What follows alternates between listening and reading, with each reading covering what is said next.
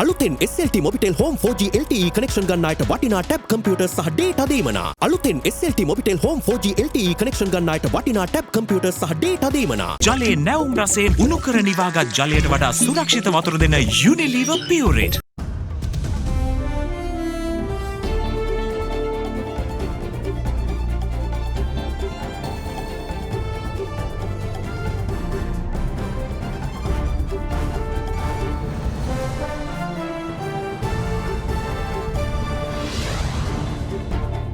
Crucial talks. President Gotabaya Rajapaksa in talks with parliamentarians who opted to remain independent from government.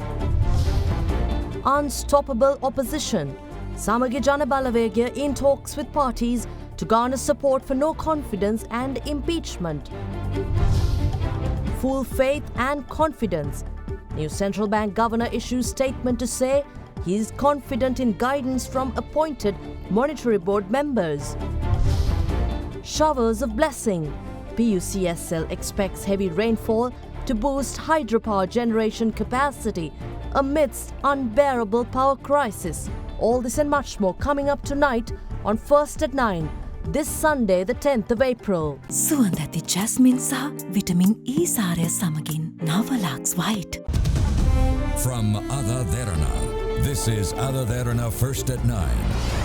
Live from Studio 24 in Colombo. A very warm welcome, bringing you news from across Sri Lanka and around the world tonight. I'm Indivari Amwatha. In a historic first for Pakistani cricketer turned politician Imran Khan, he was ousted as Prime Minister after losing a no-confidence vote. Imran Khan came to power promising an era of accountability and sweeping reforms to eliminate corruption in a resounding victory at the 2018 general elections.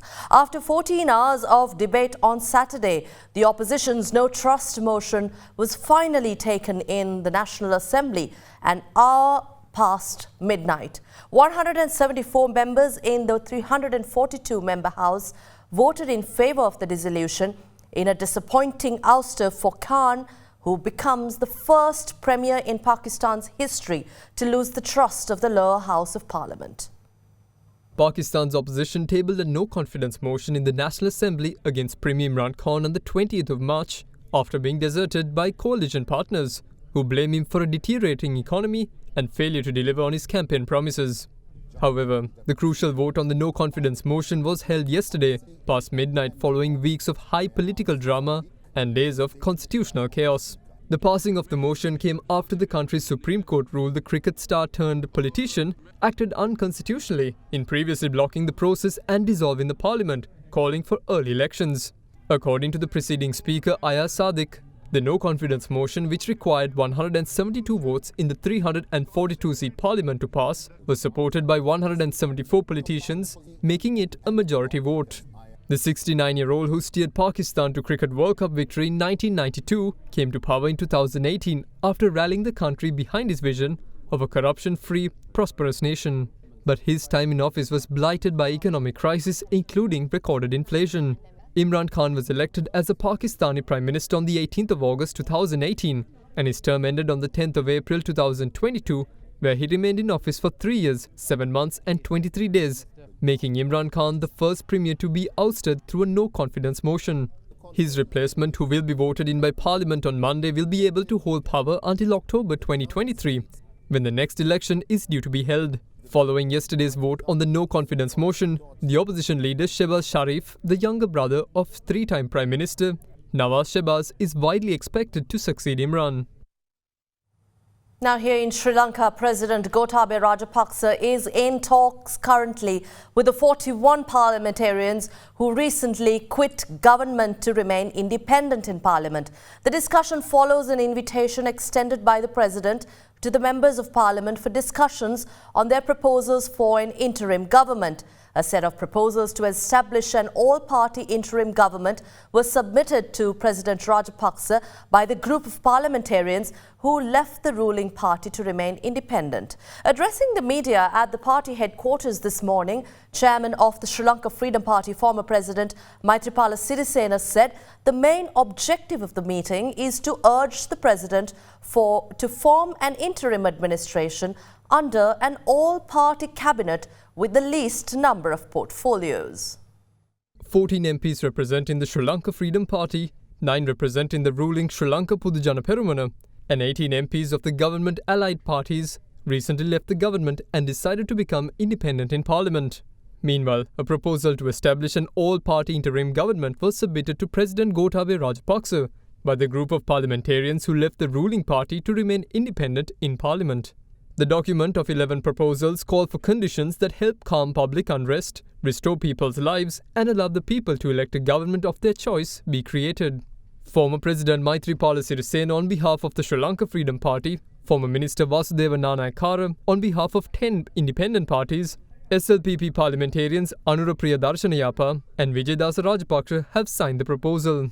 යවපු යෝජනා තුල සඳහන් වෙලා තිබෙනවා 20 වෙනි සංශෝධනය අහෝසි කරලා 19 වන සංශෝධනය සංශෝධන සහිතව සම්මත කළ යුතුයි කියන එක. 19 සම්මත කිරීම තුල රටේ ප්‍රජාතන්ත්‍රවාදය ස්ථාපිත වෙනවා. ජාත්‍යන්තර සහයෝගය ලැබෙනවා ආණ්ඩුවක් විදියට. ඩොලර් ප්‍රශ්නය විසඳා ගැනීම. මේ කරුණු මුල් කරගෙන ඉතාම අවශ්‍ය දෙයක් විදියට අපි අන්තර්වාර පාර්ලිමේන්තුවක් බලාපොරොත්තු වෙන්නේ. ඒ පිළිබඳව සම්පූර්ණ වගකීම තිබෙන්නේ ජනාධිපතිතුමාට. Meanwhile, former President Maithripala Sirisena held talks with parliamentarians of the Samagi Janabalawegaya this evening. Members of the Samagi Janabalawegaya too held discussion on the current political situation at the opposition leader's office.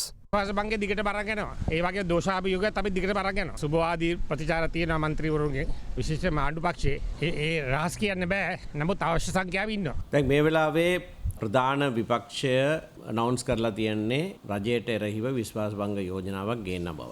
ඒකත් එක්කම දෝෂාභියෝග යෝජනාවක් ජනාධිපතිතුමාට එරෙහිවත් ගේන බවත් දැන් ප්‍රකාශ වෙලා තියෙනවා. දෙමළ ජාතික සන්ධානයේ වශයෙන් තාම මේක ගැන නිල වශයෙන් තීරණය අරගෙන නැහැ. එනමුත් මට කියන්න පුළුවන් මේ යෝජනා දෙකටම අපි සහය දෙන්නම වෙනවා.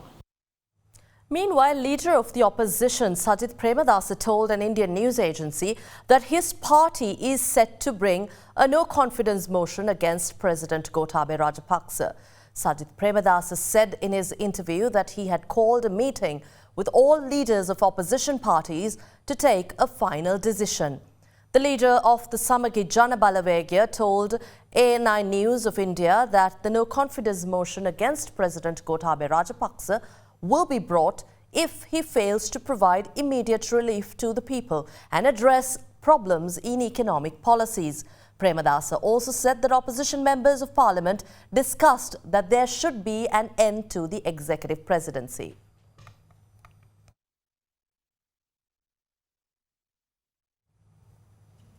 Now, the mass protest in front of the Golfways Green continued for a second day today, demanding the president's resignation.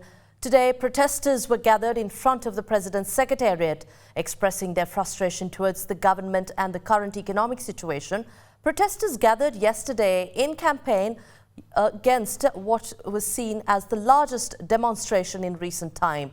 Other protests were also organized in other parts of the country, despite a continuous downpour. A mass protest calling for President Gotabaya Rajapaksa to step down from office was held at the Golfways Green in Colombo yesterday. Large numbers flocked to the city to express their disappointment on the state of the country's economy, lack of essentials, and the government's failure to find solutions.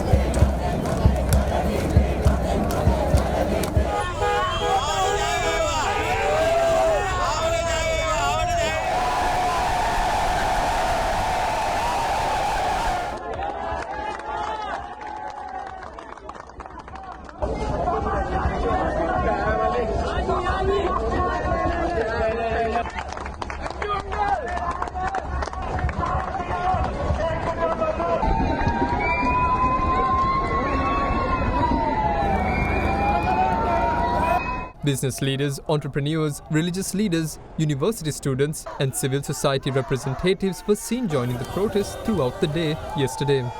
The protest began at 11 a.m. on Saturday and continued until 4 a.m. on Sunday.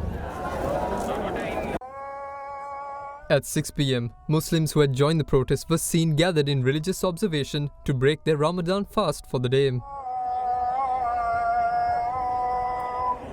A rather notable sight was some of the protesters voluntarily collecting and clearing the litter at the side of the protest. Despite the rain, protesters continued to engage in demonstrations at the golf race green for a second day today.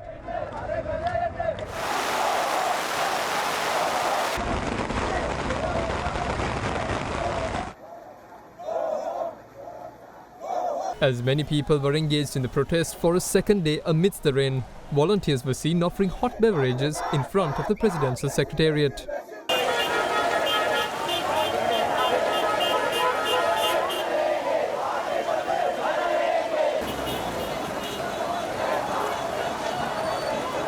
In the meantime, other protests were worked off at multiple locations across the country. Protests were also carried out in front of some churches following Sunday Mass.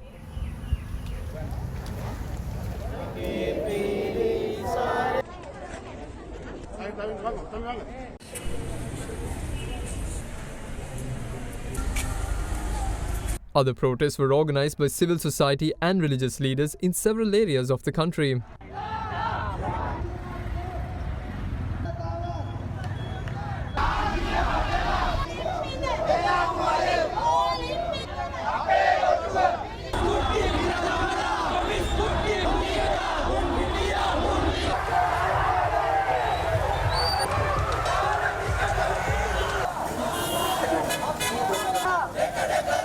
Amidst the anti-government protests, there were some protests organized in favor of the government. A group of people staged a protest in Tangol and Monoragala, displaying placards in support of the government and the president.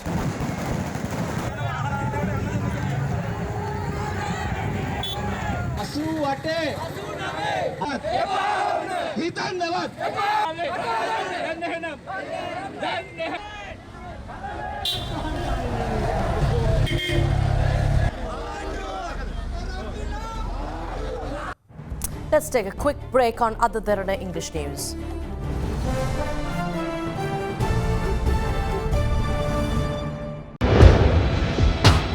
Big 3.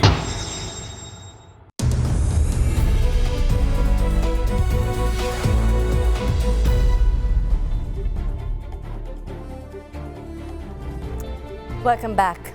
Newly appointed Governor of Central Bank of Sri Lanka, Dr. Nandalal Veerasinghe, said in a statement today that President's Counsel Sanjeeva Jayawardena and Dr. Rani Jayamaha have agreed to continue to serve on the Monetary Board of the Central Bank. In a statement, Dr. Nandalal Veerasinghe said they've always acted independently, impartially, professionally and diligently and have very positively contributed to all endeavours of the Central Bank while serving as members of the Monetary Board in the past. In his statement, Central Bank Governor Nandalal Veerasinghe said, "I have the fullest faith and confidence in their complete professionalism. I look forward to receiving their continuing contribution and valuable guidance to the nation, the Monetary Board and me as the Governor," unquote. Well, to discuss the current economic situation, the country's political crisis, as well as the government's preparedness in discussions with the IMF, I have invited to our studios a former director of the Asian Development Bank to join us now. A very warm welcome to you, Professor H.M. Gunathilaka, former director of the Asian Development Bank. Thank you for inviting me to AdaDerana News podcast. And first of all, I would like to, we all know that we are in a very unfortunate, tragic and very serious economic crisis. While we are in the crisis, one of the good news I want to highlight is the appointment of Dr. Nandalal Veerasinghe for the governor position of the central bank, because he's a very seasoned, highly educated professional who could actually help us come out of this problem. And we all need to support him. And also I request from the authorities to maintain the independence of the central bank in dealing with the current crisis. Now, in resolving this crisis, we need to have some short-term, medium-term, and long-term reforms in our economy. Before I talk about those, I would like to point out one very important point, very important measure that we have to ensure at that critical time. Right. We need to resolve our energy crisis immediately. It is crippling the economy, every sector of the economy, which including tourism, exports that bring dollars to the country. So therefore, we need to manage whatever the inflow of foreign currency to the country very carefully. I mean that we need to allocate the dollars to import essential energy and other inputs for agriculture and industries. Professor Gunathilaka, let me ask you one question here. As you talk about the need to allocate dollars, let me ask you now, Sri Lanka is actually in a tight position. There are outstanding debt that Sri Lanka has to comply with, and sovereign bonds, as well as the fuel bill and shipments that are awaiting payment of dollars, and an internal crisis. In the meantime, we are awaiting, we're looking at what preparedness the government has in meeting with the IMF and discussing a plan ahead for Sri Lanka's debt restructuring and an IMF program. At the same time, there's a political crisis. So how do you analyze this situation and our preparedness to go to the IMF? Okay. I think in terms of preparedness for going IMF, I think, as I said, Dr. Nandalal Veerasinghe will head this mission, and then government has appointed 3 very, very eminent professionals: former central bank governor, former World Bank economist Dr. Shanta Devarajan, and one Ms. Kure. She's also worked in IMF. So they will advise, they will provide the technical support for the Sri Lankan team to negotiate. So that is a positive thing, that we are getting actually professional help.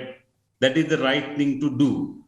And in terms of allocating dollars, actually we have very limited amount of dollars that now cannot be used for any debt repayment. Immediately what we need is to get a suspension on the debt repayment. We need to go to the Paris Club. And as I know that we apply for the debt repayment suspension, we may be able to get it within 2 weeks. So then we cannot be accused of defaulting, because we don't have enough dollars, or we don't have any assurance that we generate enough dollars to repay debts at the moment. So primary focus should be on the economy. We need to run the economy without letting it collapse completely. That's why I mentioned that essential energy imports, essential food, medicine, and other inputs should be given the priority. Once we suspend the debt, that will create some space for us to do that.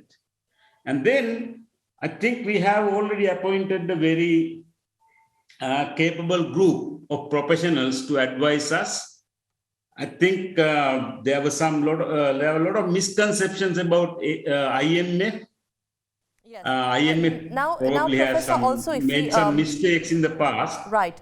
If we move forward in talking about some publications that you've been part of in terms of assessing the private sector participation in economy, as well as contributions to the economy and infrastructure, we see that the current economic and political crisis has hampered the private sector in its day-to-day work, and how its contribution to the economy actually is done. How do you assess this situation, and how do we make a comeback in your view? I think it is of paramount importance to protect our entrepreneurs at this time. I heard in some newspapers about 800 small medium enterprises have already been closed. That is partly because of the energy crisis, partly because they were unable to import their essential inputs. That's why I emphasize that letting all the inputs that are essential for small, medium enterprises come into the country, otherwise the economy will collapse. So that's why debt has to be dealt separately. Whatever dollar income has to be used to run the economy and to avoid the complete collapse of the economy. So that should be given the priority. And then regarding the IMF, I think what we need is actually we have a good team. We need the support of the public for the IMF, because sometimes we see that there are some misconceptions about IMF. Sri Lanka has gone to IMF 17 times. And there was some very carefully done research about Sri Lankan economy with IMF, which shows that when IMF is having a program with Sri Lanka, Sri Lankan economy grew faster. So what happened is that once IMF left the country or they finished the program, we deviate from the macroeconomic principles. Then we have to go again. Right. So we need to have a good foundation from now on, not to do that and to get the best out of IMF. Sure. But it is also very important when we're dealing with the IMF that we have to make sure that our poor and vulnerable are safeguarded properly. Thank you very much, Professor, for your time here. That's all the time we have on the news, but thank you very much for sharing your valuable insights with us tonight.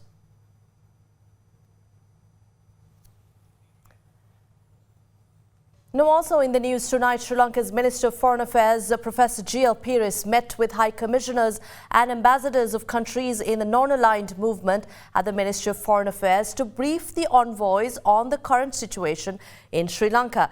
The Foreign Minister had briefed diplomats on the expected measures that the government expects to take amidst the ongoing crisis situation. The Ministry of Foreign Affairs said in a statement that the discussion focused on the political and economic crisis in the country. Among other matters discussed were reforms to the prevention of terrorism legislation, constitutional reform and preparation for negotiations with the International Monetary Fund. The Met Department says the low-level atmospheric disturbance still persists in the vicinity of Sri Lanka and hence the prevailing weather condition will continue. In its forecast for the next 36 hours, showers or thunderstorm showers will occur over most parts of the island. According to the Department of Meteorology, Sri Lanka can expect heavy rainfall until Wednesday, the 13th of April, but no rainfall during the morning hours of the 14th of April. The dry spell Sri Lanka has been undergoing over the past few months due to a lack of rain ended on Friday. This is due to a low-level atmospheric disturbance that occurred towards the east of the island and continues to remain in the vicinity of the country. As such, the country continues to receive heavy rain since Friday. The Meteorology Department stated that the heavy showers of above 100 millimeters can be expected at some places in the western, Savaragamuwa, central, northwestern, northern and north-central provinces and in Galle, Matara and Trincomalee districts. While fairly heavy showers of about 75 millimeters can be expected at some places of the island too, wind speed is also expected to rise to 40 to 50 kilometers per hour at times in the southern province. Further, the Meteorology Department went on to request the public to take adequate precautions to minimize damages that could be caused by temporary localized strong winds and lightning during thunder showers. The showery conditions are likely to continue till 13th Wednesday. Then afternoon thunder showers are likely on 14th Thursday. So far, due to the heavy rains, 2 casualties have been reported. In the meantime, the National Building Research Organization issued a landslide warning for 8 districts today. National Building Research Organization has issued the landslide early warning message to the following areas from 1 p.m. today to 1 p.m. tomorrow. With that, warning level 1 was issued to Badulla, Bandarawala, Ella, Haldumulla, Haliyala and Velimada Division Secretary Division Badulla District, Padukka and Sitawaka Division Secretary Division Kalamu District, Agalawatta, Bulasinhala, Dodangoda, Ingiriya, Matugama, Palindanuwa and Walallavita Division Secretary Division Kaltara District, Ganga Ihela Korle, Ganga Wata Korle and Ududumbura Division Secretary Division in Kandy District, බුලත් කොහොපිටිය දෙහිවවිට දරණියගල Ruwanwella වරකපලයන් Yatiyantota ඩිවිසන් 2 division කේගොල් district Alawwa Mawathagama නාරම්මල Polgahawela and රිදීගම ඩිවිසන් 2 division Kurunegala district ලග්ගල Pallegama Matale Rattota and උකෙල ඩිවිසන් 2 division Matale district අමගමු කෝර්ලේ Kotmale and Walapane ඩිවිසන් 2 division Nuwara Eliya district. The Public Utilities Commission of Sri Lanka announced today that they can enhance capacity to generate more hydropower and reduce the dependency on power generated using diesel and furnace oil thanks to the heavy rains prevailing over the country at the moment. Meanwhile, power cuts of up to 4 hours have been approved for tomorrow and the day after, while 2 hours and 15 minutes of power interruptions have been scheduled for April 16th and 17th.